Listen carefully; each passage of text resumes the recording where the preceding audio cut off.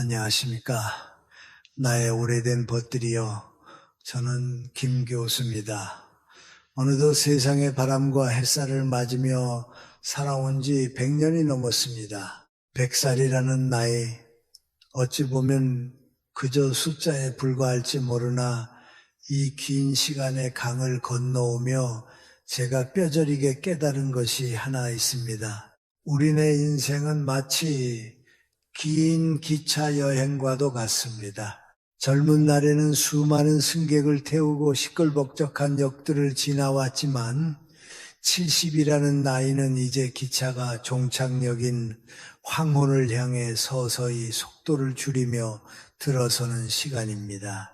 지난 한 세기를 되돌아보니 우리는 참 많은 착각 속에 살았습니다.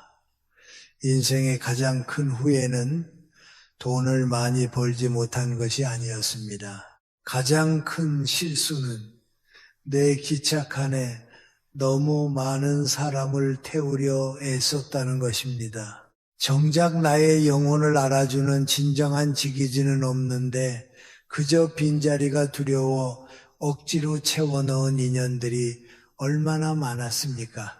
황혼이 내려앉는 이 시기에 북적이는 사람들의 소음은 결코 복부이 아닙니다. 그것은 그저 혼란일 뿐입니다. 혹시 여러분도 지금 그런 피로감을 느끼고 계시지 않습니까?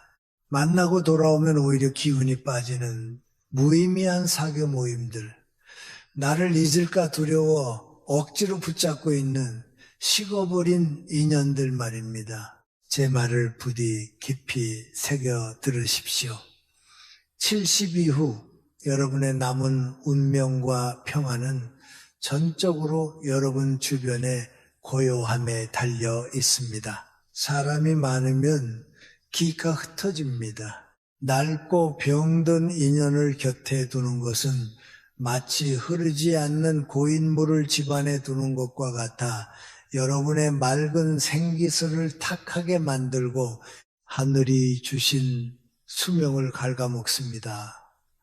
나에게 맞지 않는 사람을 붙들고 있는 것은 내 인생의 귀한 에너지를 밑빠진 독에 붓는 격입니다. 그것은 외로움을 달래는 것이 아니라 스스로의 운을 막는 일입니다. 오늘 저와 함께 여러분의 영혼을 위한 대수술을 시작해 봅시다.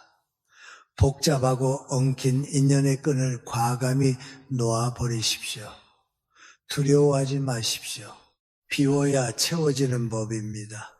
잡다한 것들을 모두 떠나보내고 오직 단 2명의 친구만 남겨두십시오. 그것이면 충분합니다. 아니, 오직 그것만이 여러분의 남은 생을 가장 품격 있고 찬란한 황금빛으로 물들이는 비결이 될 것입니다. 자, 이제 마음의 문을 열고 귀 기울여 주십시오. 첫 번째로 우리가 과감하게 잘라내야 할 인연, 그것은 바로 거칠애 뿐인 술친구와 만날 때마다 신세 한탄만 늘어놓는 사람입니다. 여러분, 70이라는 나이는 인생의 겨울로 들어서는 입구입니다. 인정하기 싫더라도 우리의 육신은 예전 같지 않습니다. 남은 시간은 유한하고 우리가 쓸 수 있는 기력은 정해져 있습니다. 그런데 이 귀한 시간에 왜 남의 불행을 듣느라 여러분의 생명을 낭비하십니까? 제가 100년을 살아보며 깨달은 우주의 이치가 하나 있습니다. 말에는 혼 실려 있고 소리에는 기가 담겨 있다는 것입니다. 이것을 에너지의 관점에서 아주 냉정하게 말씀드리겠습니다. 입만 열면 자식욕, 며느리 흉, 세상에 대한 원망, 아픈 몸에 대한 짜증을 쏟아내는 친구들이 주변에 있을 겁니다. 우리는 흔히 친구된 도리로 그 이야기를 들어줘야 한다고 착각합니다. 하지만 영적인 눈으로 보면 그들은 지금 자신의 몸 안에 쌓인 검고 탁한 음기, 즉 나쁜 기운을 배설하고 있는 것입니다. 그들이 불평을 쏟아낼 때 여러분이 고개를 끄덕이며 맞장구를 쳐주는 그 순간 어떤 일이 일어나는지 아십니까? 그들의 탁한 배설물이 여러분의 맑은 영혼 속으로 고스란히 옮겨오는 것입니다. 그들은 쓰레기를 버리고 가벼워져서 돌아가지만 그 쓰레기를 받아하는 여러분은 집에 돌아와 이유 없이 몸이 무겁고 머리가 아프고 밤새 악몽에 시달리게 됩니다. 이것은 단순한 필요가 아닙니다. 여러분의 운기가 오염된 것입니다. 나쁜 기운은 전염성이 강해서 결국 여러분 집안에 맑은 공기마저 흐리게 만듭니다. 이것이 바로 애군을 스스로 불러들이는 꼴이 아니고 무엇이겠습니까? 제 옛 친구 이야기를 하나 들려드리지요. 벌써 30년도 더 된 이야기입니다만 제게는 김서방이라 불리던 친구가 있었습니다. 그는 사업으로 돈을 좀 벌었지만은 마음 깊은 곳에 지독한 외로움을 품고 살던 사람이었습니다. 그는 혼자 있는 시간을 견디지 못했습니다. 그래서 매일같이 집으로 사람들을 불러들였습니다. 그의 거실은 언제나 북적였고 웃음소리와 술잔 부딪히는 소리가 끊이질 않았지요. 그는 사람들 속에 둘러싸여 자신이 인기가 많다고 사랑받고 있다고 믿었습니다. 제가 그에게 여보게 기운을 좀 아끼게 자네의 그 웃음은 진짜가 아니야 라고 충고했지만 그는 사람 사는 정이 그런 게 아니지 않소 라며 웃어넘겼습니다. 결국 70 중반이 넘어 그가 뇌졸중으로 쓰러졌습니다. 병상에 눕자마자 그 많던 친구들은 썰물처럼 빠져나갔습니다. 술과 유흥으로 맺어진 인연은 이익이 사라지면 안개처럼 흩어지는 법입니다. 제가 병문안을 갔을 때 그 넓고 화려했던 집은 마치 무덤처럼 차갑고 고요했습니다. 앙상하게 마른 친구가 제 손을 잡고 눈물을 흘리며 말하더군요.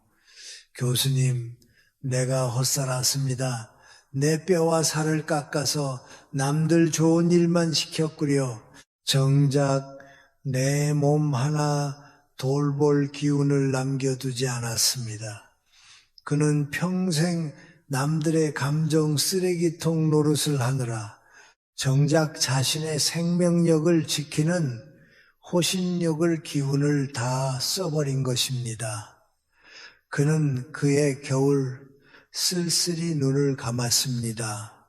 이 이야기를 듣는 여러분은 어떠십니까? 혹시 여러분의 전화번호부에도 삭제하지 못한 채 의무감으로 남겨둔 이름들이 있지 않습니까? 기억하십시오. 노년의 에너지는 양동이의 물과 같습니다. 젊을 때는 물을 좀 흘려도 금세 채워지지만 늙어서는 한 방울의 물도 귀합니다. 의미 없는 사교 모임, 체면 치레를 위한 식사자리, 그저 시간이 남아서 만나는 관계들, 이 모든 것이 여러분의 양동이의 구멍을 뚫는 짓입니다. 그 구멍으로 여러분의 건강과 복록, 그리고 자손에게 물려줄 생기가 줄줄 새어나가고 있는 것입니다. 그러니 오늘부터 당장 실천하십시오. 이것은 비정한 것이 아니라 여러분의 영혼을 보호하는 숭고한 결단입니다. 전화를 걸어 하소연을 시작하려는 친구가 있다면 정중하지만 단호하게 끊으십시오. 내가 요즘 기도가 필요해서 마음을 쉬게 하고 싶네 라고 말하고 거리를 두십시오. 만났을 때 기분이 좋아지는 사람이 아니라면 과감하게 인연을 정리하십시오. 여러분의 집은 사원수행과 같이 정갈해야 합니다. 나쁜 말을 뱉는 사람, 기운을 빼앗는 사람을 여러분의 신성한 사원에 들이지 마십시오.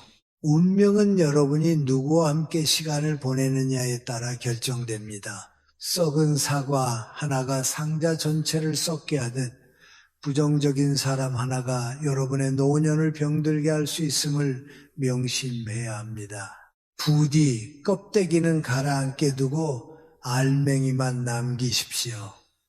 그래야 여러분의 남은 생에 맑고 향기로운 복이 깃들 것입니다. 두 번째로 여러분이 목숨을 걸고 지켜야 할 인연, 그것은 바로 늙은 배우자 혹은 평생을 함께 해온 영혼의 동반자입니다. 나쁜 인연을 정리하여 비워낸 그 자리에 가장 먼저 모셔야 할 귀인은 먼 곳에 있지 않습니다. 바로 지금 등 돌리고 누워있는 그 사람, 밥상머리에서 쩝쩝거린다고 구박했던 바로 그 사람입니다. 많은 노인들이 범하는 가장 어리석은 실수가 무엇인지 아십니까? 남에게는 관대하면서 내 곁을 지키는 배우자에게는 가혹하리만큼 인색하다는 것입니다. 지겨워 죽겠다는 말을 입에 달고 살지요. 제가 겪은 비극적인 이야기를 하나 해드리겠습니다. 제 지인 중에 꽤 큰 사업을 일구었던 박 회장이라는 분이 계셨습니다. 밖에서는 호탕하고 인심 좋은 회장님으로 통했지만 집안에서는 폭군이 따로 없었습니다.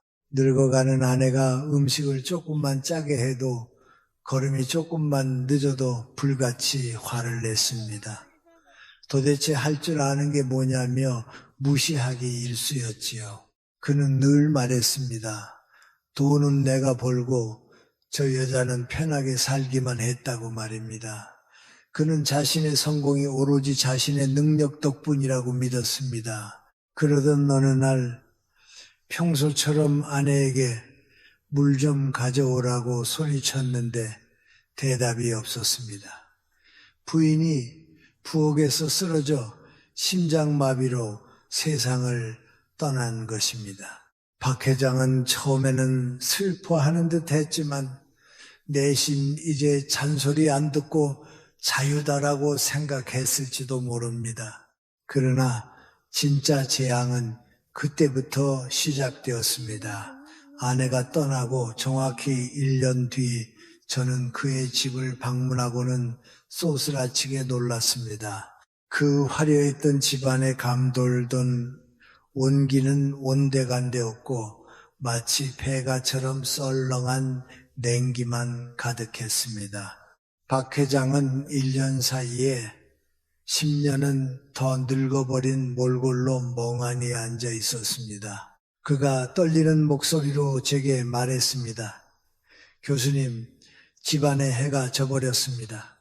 아무리 보일러를 떼도 뼈가 시립니다. 내 재산, 내 명예. 그 사람이 없으니 다 휴지 조각입디다. 알고 보니 아내가 떠난 후 자식들과의 발길도 끊겼고 집안을 돌보던 보이지 않는 질서가 무너져 내리면서 재산 문제로 소송까지 휘말려 있었습니다. 아내라는 존재가 단순히 밥을 해주는 사람이 아니라 그 집안의 복부를 붙들고 있던 기둥이었음을 뼈저리게 깨달은 것입니다. 하지만 이미 버스는 떠난 뒤였습니다. 여러분, 이것을 에너지, 즉 기치의 이치로 설명해 드리겠습니다. 부부란 무엇입니까? 이 우주에서 가장 강력한 음양의 결합입니다. 젊을 때는 사랑과 정욕으로 살지만 늙어서의 부부는 서로의 생명을 지탱하는 에너지의 댐과 같습니다. 여러분의 배우자는 여러분 인생의 기억을 공유하는 유일한 목격자입니다. 이것은 엄청난 영적 힘을 가집니다. 내가 젊은 날 얼마나 찬란했는지, 우리가 얼마나 힘든 고개를 넘어왔는지 기억해주는 사람이 곁에 있다는 것, 그것 자체가 여러분의 존재를 세상에 묶어두는 불이 됩니다. 그런데 늙어서 배우자를 구박하고 미워하는 것은 내 집의 기둥을 도끼로 찍어내는 것과 같습니다. 배우자에게 쏟아내는 독설과 짜증은 집안의 공기를 찢어 놓습니다. 집안에 흐르는 기운, 즉 가운자운이 찢어지면 어떻게 됩니까? 그 틈으로 병마가 들어오고 그 틈으로 재물이 새어 나갑니다. 풍수지리를 따질 필요도 없습니다. 머리가 하얗게 센 두 노인이 서로의 등을 긁어주고 말없이 차 한 잔을 나누는 그 평화로운 광경. 그것이야말로 세상에서 가장 강력한 풍수이자 나쁜 기운을 막아내는 최고의 부적입니다. 그러니 오늘부터 태도를 완전히 바꾸십시오. 이것은 상대를 위한 봉사가 아닙니다. 여러분 자신의 말년을 위한 생존 전략입니다. 아내의 주름진 얼굴에서 남편의 굽은 등에서 부처를 보시고 예수를 보십시오. 그들이 둔해지고 깜빡깜빡하는 것은 여러분을 괴롭히기 위함이 아닙니다. 그저 세월의 파도를 함께 맞으며 낡아진 전우일 뿐입니다. 낡은 배일수록 못질을 함부로 하면 가라앉습니다. 지금 당장 실천할 수 있는 비법을 드리겠습니다. 아가치미로 오를 때 입을 꼭 다물고 속으로 3번만 외치십시오. 이 사람이 내 생명줄이다. 이 사람이 내 복덩이다. 과거의 서운함이 떠오를 때마다 그것을 억지로 끄집어내어 현재의 시간을 오염시키지 마십시오. 그것은 스스로 독을 마시는 행위입니다. 그저 살아 있어줘서 고맙소. 내 곁에 있어줘서 다행이요라고 읊조리십시오. 말이 곧 시가 됩니다. 여러분이 배우자를 귀하게 여기는 순간 그 집안에는 황금보다 더 귀한 화목의 기운이 감돌게 될 것입니다. 그 기운이 여러분을 고독사로부터 우울증으로부터 그리고 늘막의 비참함으로부터 지켜줄 유일한 방패임을 명심하십시오. 마지막으로 여러분이 세상 그 무엇과도 바꾸지 말고 목숨을 걸고 지켜야 할 두 번째 친구, 그것은 바로 거울 속에 있는 사람, 태어난 순간부터 흙으로 돌아가는 그 순간까지 단 한 번도 배신하지 않고 여러분 곁을 지킬 유일한 동반자, 바로 여러분 자신입니다. 너무나 당연한 말 같습니까? 하지만 지난 100년을 살아오며 제가 목격한 가장 슬픈 진실은 대부분의 사람들이 죽기 직전까지 이 소중한 친구를 철저히 외면하고 학대하다가 떠난다는 사실입니다. 평생을 누구의 엄마, 누구의 아버지, 어느 집안의 며느리라는 이름으로 사느라 정작 나라는 존재는 뒷방 늙은이 취급을 해오지 않으셨습니까? 자식들 입에 맛있는 것 넣어주느라 나는 찬밥에 물 말아 먹고 자식들 새 옷 사 입히느라 나는 다 늘어난 속옷을 기워 입으며 그것을 희생이자 사랑이라고 믿으셨을 겁니다. 제 고향 친구였던 최 여사의 이야기를 들려드리겠습니다. 그녀는 동네에서 보살로 통했습니다. 평생 남편의 술주정을 받아주고 시부모 병수발을 들고 아들 둘을 유학까지 보내며 헌신했습니다. 그녀의 입버릇은 항상 나는 괜찮다, 나는 아무거나 먹어도 배부르다 였습니다. 그녀는 자신의 몸을 돌보는 것을 사치라고 여겼고 자신의 감정을 살피는 것을 죄라고 여겼습니다. 70줄에 접어들어 남편을 먼저 보내고 이제 좀 편히 살아보려나 싶던 그때 그녀에게 덜컥 위암 말기 판정이 내려졌습니다. 평생을 바쳐 키운 아들들은 어땠을까요? 병원비 문제로 서로 다투기 시작했고 어머니는 왜 건강관리도 안 해서 우리에게 짐을 지우시냐며 짜증을 냈습니다. 병실에 누워 앙상하게 마른 최 여사가 죽기 며칠 전 제 손을 잡고 피를 토하듯 말했습니다. 교수님, 나는 자식들이 나를 버린 게 슬픈 게 아닙니다. 가만히 생각해 보니 나를 가장 먼저 버린 사람은 바로 나 자신이었습니다. 내가 나를 귀하게 여기지 않는데 세상 천지 그 누가 나를 귀하게 여겨주겠습니까? 내 몸한테 너무 미안해서 눈물이 멈추질 않아요. 그녀는 평생 자신을 하녀처럼 부려먹었고 결국 그녀의 영혼도 주인인 그녀를 떠나버린 것입니다. 이것은 단순한 불효의 이야기가 아닙니다. 이것은 우주의 냉혹한 법칙입니다. 기체의 관점에서 설명해 드리겠습니다.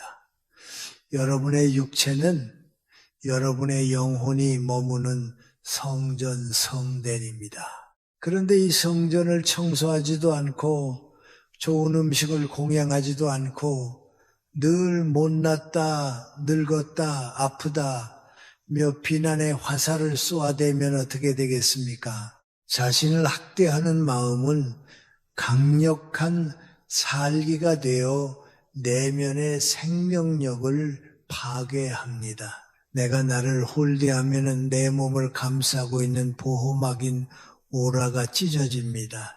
그 찢어진 틈으로 병마가 들어오고 가난이 들어오고 고독이 들어오는 것입니다. 많은 노인들이 겪는 원인 모를 통증과 우울증은 바로 오랫동안 무시당한 내면의 아이가 질러대는 비명소리입니다. 그러니 부디 오늘부터는 삶의 방식을 완전히 뒤집으십시오.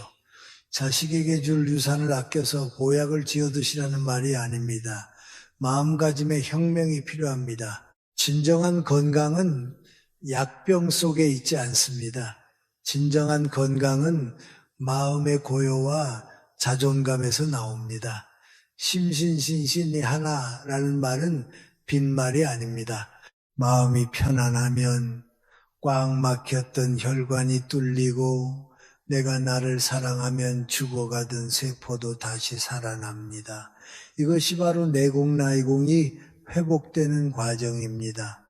이제부터는 가장 좋은 음식은 자식이나 손주가 아니라 국물 한 방울까지 여러분 자신이 드십시오.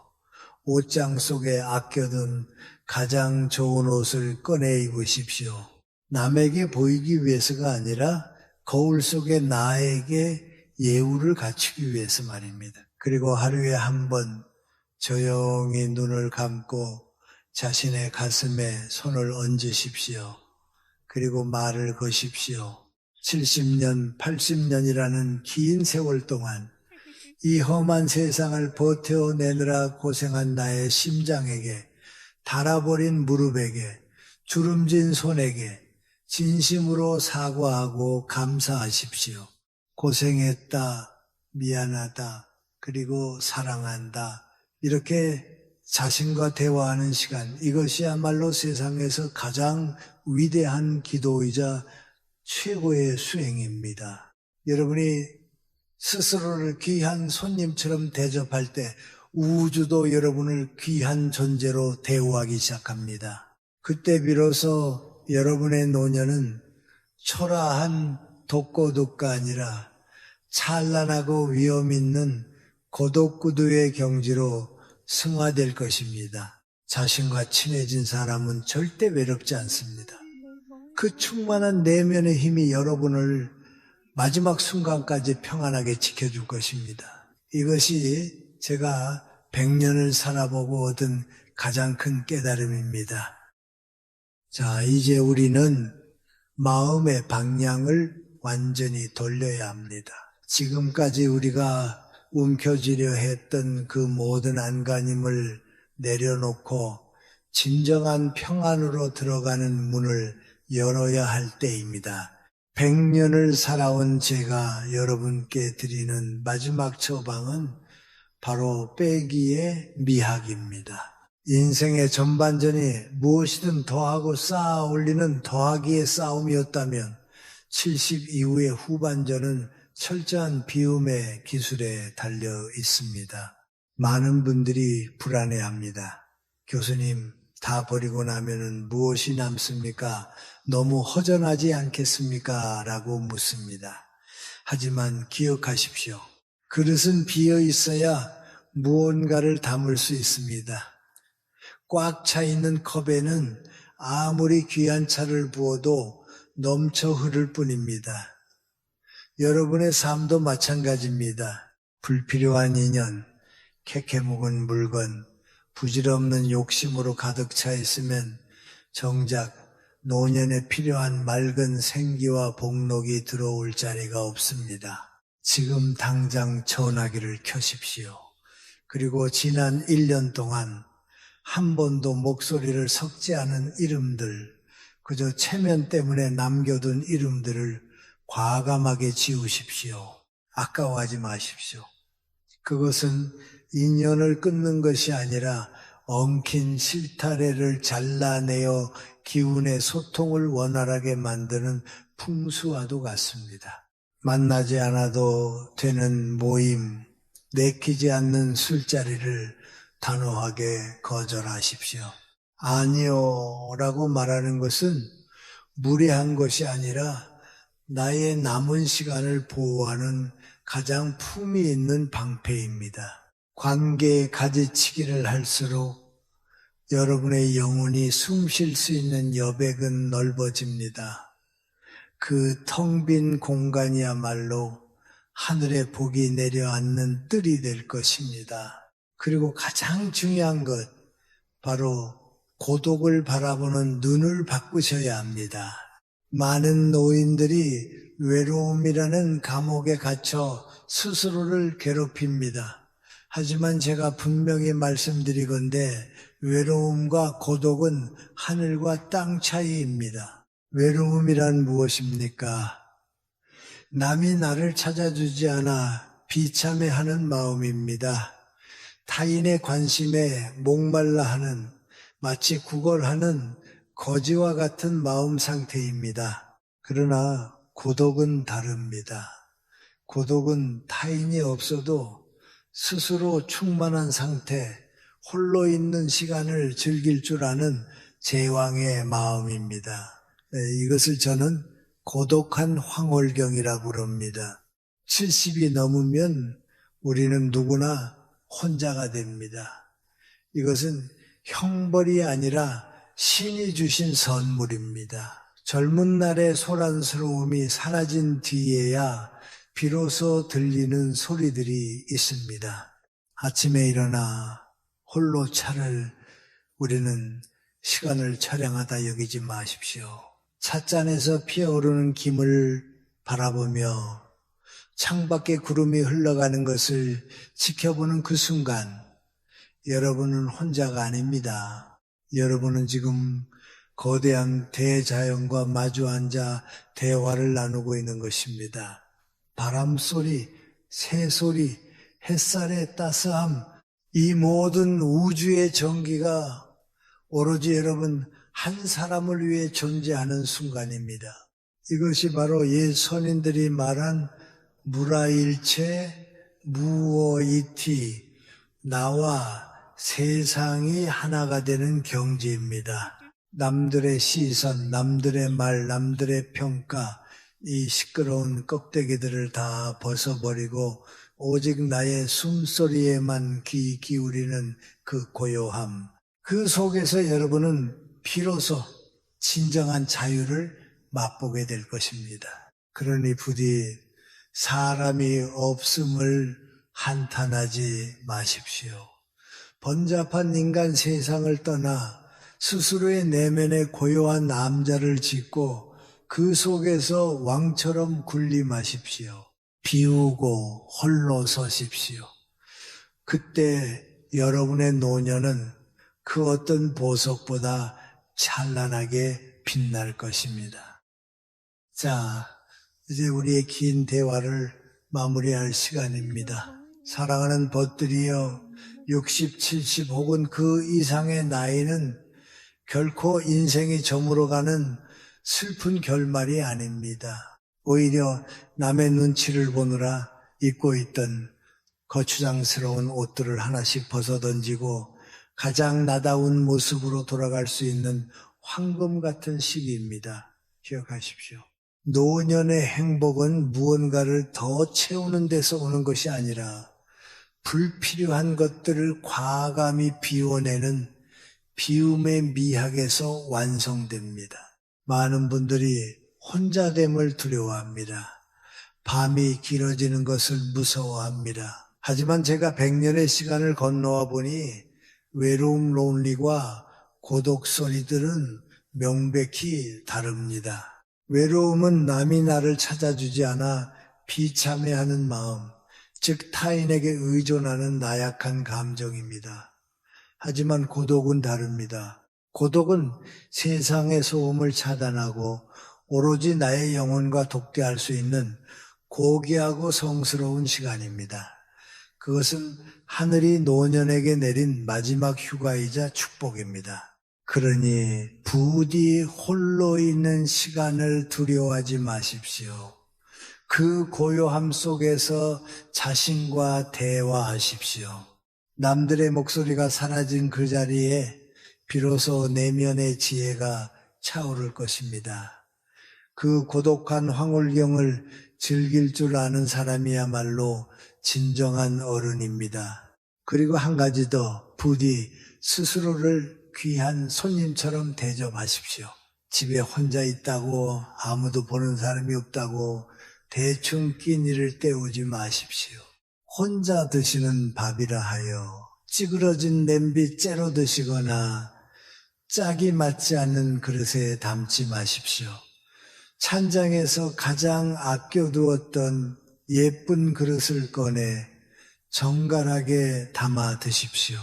집안에 혼자 있을 때도 낡고 늘어난 옷 대신 단정하고 깨끗한 옷을 입으십시오. 내가 나를 하찮게 대하면 세상의 운기도 나를 하찮게 여겨 비껴갑니다. 반대로 내가 나를 귀빈으로 대우하면 우주의 좋은 기운도 이곳에 귀한 분이 계시는구나 하며 여러분의 뜰 안으로 모여듭니다. 자존감이야말로 말년의 운명을 바꾸는 가장 강력한 부적입니다. 이제 오늘 밤 여러분께 작은 숙제 하나를 드리겠습니다. 잠자리에 들기 전 딱 10분만 텔레비전을 끄고 전화기를 내려놓고 고요히 앉아 보십시오. 그리고 마음속으로 2번의 감사를 전하십시오. 첫 번째는 믿고 곱고를 떠나 내 인생의 긴 여정을 함께 해 주었던 배우자에게 혹은 이제는 기억 속에만 존재하는 그 사람에게 함께 해줘서 고마웠소라고 전하십시오. 그 용서와 감사가 여러분의 가슴에 맺힌 응어리를 풀어줄 것입니다. 두 번째는 70년, 80년 이 모진 풍파를 견디며 단 한순간도 멈추지 않고 뛰어준 여러분 자신의 심장에게 그리고 이 늙고 병든 육체에게 정말 고생 많았다. 버텨줘서 고맙다. 라고 쓰다듬어 주십시오. 인생은 흐르는 물과 같습니다. 거센 계곡을 지나온 물일수록 하류에 닿으면 더욱 깊고 넓고 고요하게 흐르는 법입니다. 여러분의 남은 생이 그 잔잔한 강물처럼 평화롭기를 세상의 짐을 모두 내려놓고 오직 나 자신과 나의 반쪽 이 두 벗과 함께 가장 아름다운 석양을 맞이하기를 간절히 소망합니다. 부디 오늘 밤은 지나간 일에 대한 후회도 오지 않은 내일에 대한 불안도 모두 내려놓으십시오. 우주의 따뜻한 품 안에서 어린아이처럼 곤히 주무시길 바랍니다. 여러분의 밤이 평안하기를 기도합니다. 저는 김 교수였습니다. 감사합니다.